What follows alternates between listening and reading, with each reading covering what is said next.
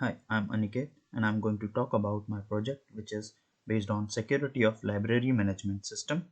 Now I will talk about the latest programming paradigm. In this I will discuss how the language have been evolved. The first one is imperative language. So the imperative language is in which human provides instructions to the machine and then the machine executes the given instruction. That is nothing but a code. Then the second one is the procedural language. The C language and the COBOL is the best example of it. Then the third one and the most used language is object-oriented language, and the Java and the Python are the best example of it. And the fourth one is multi-paradigm programming language. It is nothing but it inherits the functionality of the other languages to make code more secure and understandable. Now we will look at the testing of the application. Testing of the application is one of the important part for the analyzing of the code, which use lots of the tool. In our testing environment, we have used the tools like checkmarks, SonarLint, and Findbugs. These are the open source tool and it is very easy to use. So now we'll discuss about the checkmarks. It is a static and imperative analysis tool, and the SonarLint and the Findbug are also used in order to find the bugs in the code. And these three tools used to generate the reports which can be analyzed and used by the developer in order to fix the code and um, know the vulnerabilities related to the codes. Apart from the analysis by the tools, the manual code review, it is also one of the important part. In manual code review, we inspect the code line by line in order to know what is the visible vulnerability inside the code. Now we will see how checkmarks can analyze the vulnerability inside the code. We'll see an example of it. Now we will see how it will detect an SQL injection related vulnerabilities. So in this we have source and destination file and the object which is nothing but get text, and the object which is at the destination side is execute query. So in this how it is vulnerable to SQL injection. So the application is having a validation method which executing a SQL query in the below mentioned source file. The SQL query is inserting a malicious string without validation. Moreover, the chain of string thrown to the database where it is analyzed and run accordingly. In this input is provided via getText, which then perform some method on the destination file and makes it vulnerable to SQL injection. Now we will look at the second example, which is nothing but the cross-site request forgery. In this, we will see how the getText input in the source side affect the destination side. So in this, the Java is able to get the input from the user using the getText. This parameter then passes through the code and eventually tries to make the changes in the functionality of the actual code, which results in cross-site request forgery, which is nothing but used to steal the data and make the malicious changes inside the actual source code. Now we will look at the another vulnerability, which is nothing but the heap inspection analysis via the checkmarks. So in this, the password in source file defines the password, which is designed in a such a way that it contains the password of the user. Hence, later on, this plain text password is assigned to the password variable. But the issue with this is that this value is not cleared from the memory. So it is clearly visible, and whenever user sees that, it opens up an vulnerability. So in this heap infection, if the input is given by the user, for example the password is stored and it is not cleared in the main memory. Now we will look at the manual code review.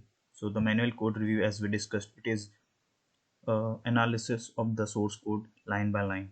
So in this, if we look at line number 27 and the 28, the credentials are stored inside the code in the plain text form, which is not a good practice in order to make your website or application secure.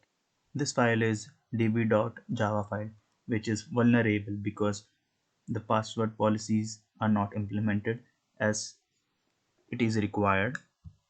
Next is, if we check the line number 41 and 45, in this also the passwords are in plain text, no encryptions are implemented, and there is no input validation and sanitization, and also no password policies are implemented as it is expected in order to make the website or any web application secure from the threats. Similarly, we have analyzed the code manually. Now we will look at the latest methodologies for securing our library management system. So nowadays the solution is moving toward the cloud solutioning, and the main thing in that is a Docker container.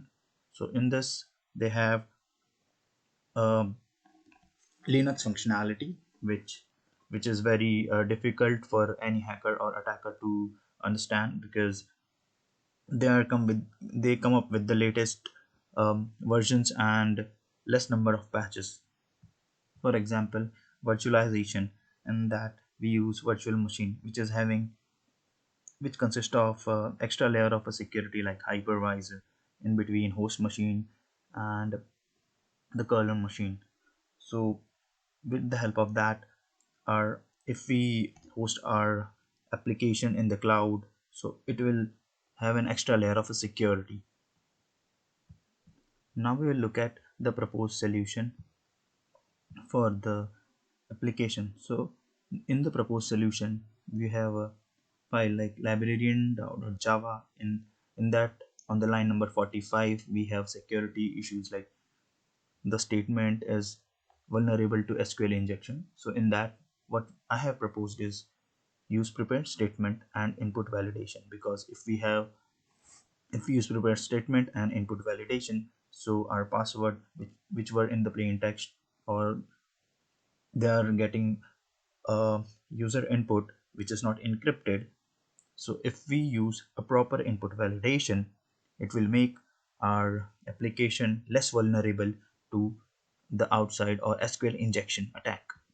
Now if we look at the other example, the file is book from.java, in that the line number 239, 240, 241, 242, 43 and 244 are having some vulnerabilities like validation not done, argument taken by user is not sanitized, length and data type check is not present. So in order to mitigate those, we have to use str strlen functions and other string functions to make that less vulnerable.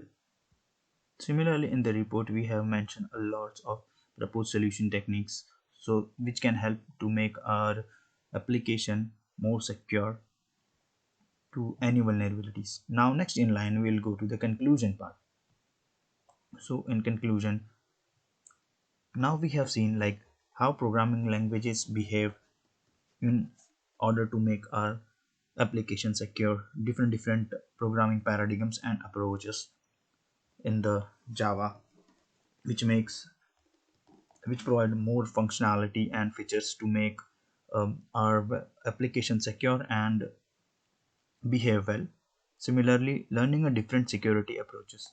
So we have learned a different security approaches, like if we have a attack like injection attack, then how to behave in that situation. For example, we have cross-site request forgery attack, then in that what to do to avoid such attacks. And then we have look at the different approaches using the tools, how we can use the different tools to analyze our source code, and how that tools can benefit, and how they provide a different kind of reports so that it reduces the time complexity in order to analyze the source code. And similarly, using that parameters, how we can mitigate the vulnerability issues.